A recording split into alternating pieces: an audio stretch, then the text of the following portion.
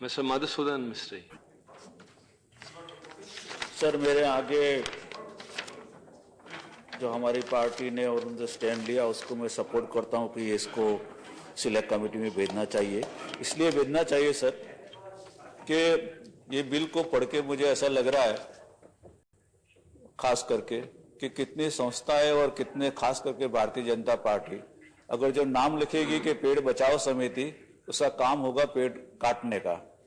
और ये जितनी भी इंफॉर्मेशन और एग्जेम्पशन इसके अंदर दिए गए हैं वो एक डिसेंटिंग जो वॉइसेस आने वाले हैं कहीं पर भी इस देश में जो किस चीजें खराब चल रही है उसको एक्सपोज करने वाले उनको किसी भी तरह से उन आवाजों को बंद कर देना, एक जात का भय फैला देना, एक छोटी सी स्थिति ऐसी पैदा करे कि जिससे कोई भी सरकारी आदमी या गैर जो नॉन गवर्नमेंट ऑर्गेनाइजेशन है वो सरकार के सामने, जुडिशरी के सामने, कंपनियों के सामने कुछ कह न सके, ये स्थिति इसके अंदर से निर्माण होगी, ऐसा मैं इसमें देख सकता हूं। सर, स्थिति ये होगी अगर जो कोई एक माइन कंपनी उसको अगर जो ठेका दिया गया है कितने इतने ही इसमें से तुमको माइन करने का, अगर उससे ज्यादा वो माइन करती है तो और उसको अगर जो कोई उजागर करता है तो उसके अंदर इस कानून के तहत उसको सजा हो सकती है। सर, कोई जज अगर जो पैसे लेके अगर जजमेंट देता है, पता चलता है लोगों को, अंदर का कोई आदमी वो है तो उसमें वो उसको उजागर करेगा तो उसके सामने है तो केस चला जाए क्योंकि कंटेम्प्ट ऑफ कोर्ट के अंदर होगी, ऐसी स्थिति इसके अंदर से पैदा होगी।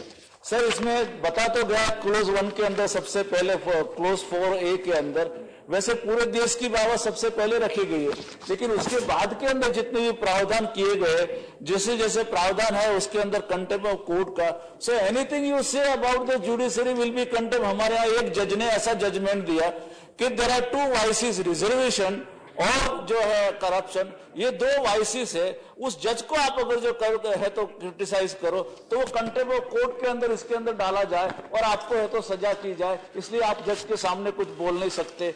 आप है तो इसके प्राइवेट कंपनी के बारे में कोई इंफॉर्मेशन है तो उसमें ले नहीं सकते। एक कंपनी ने तो यहां तक किया सर माइन के उसमें कि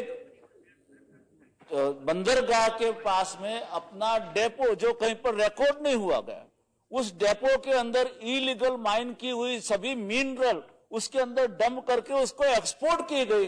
वहां तक की परिस्थितियां लोकपाल के अंदर उसको लाया गया जब पता चला कि ऐसी कंपनियां जो है वो माइन करके डेपो के अंदर करके उसको एक्सपोर्ट करती है। लेकिन वो इंफॉर्मेशन इस कानून के तहत अगर जो कोई एक्सपोज करता है तो वो थर्ड पार्टी का है, उसको उसके अंदर से सजा होगी।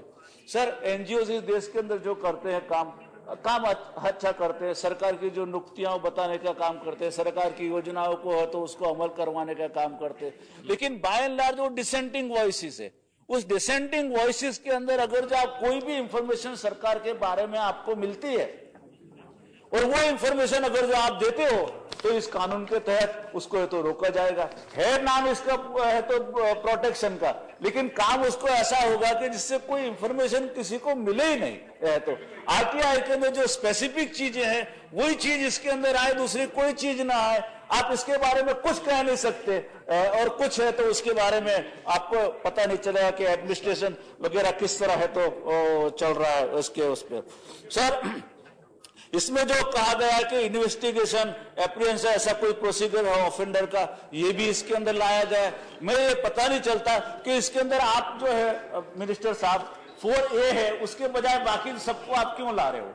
हमारे तो दिमाग में नहीं उतर रहा। अगर जो आपको नेशनल सिक्योरिटी की इतनी है वो है कंसर्न, सबको यहाँ पर बैठे हुए, तो आप प्राइवेट कंपनी को क्यों इसके अंदर ला रहे हो? आप कोर्ट को इसके अंदर क्यों लेके आ रहे हो? आप फिजिकल सेफ्टी के बारे में उसको क्यों लेके अंदर आ रहे हो? इसके अंदर से क्या ऐसा है?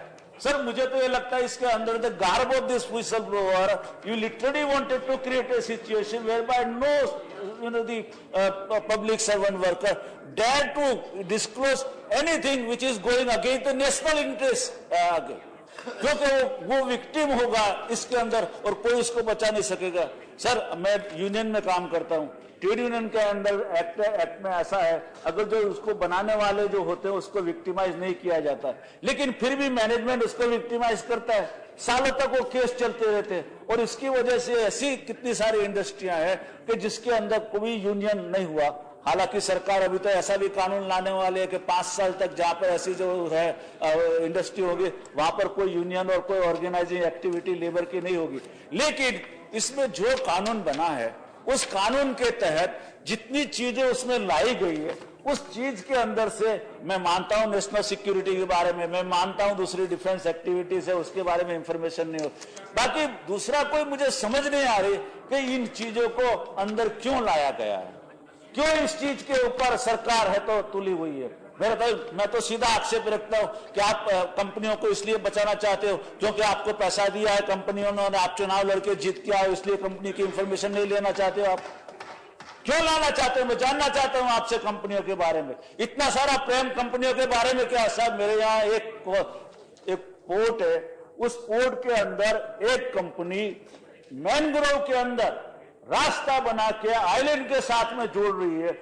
हाईकोर्ट का डिसीजन है उसके अगेंस्ट के अंदर, एनवायरमेंट मिनिस्ट्री का डिसीजन है उसके अगेंस्ट के अंदर, लेकिन वो इंफॉर्मेशन हम नहीं ले सकते।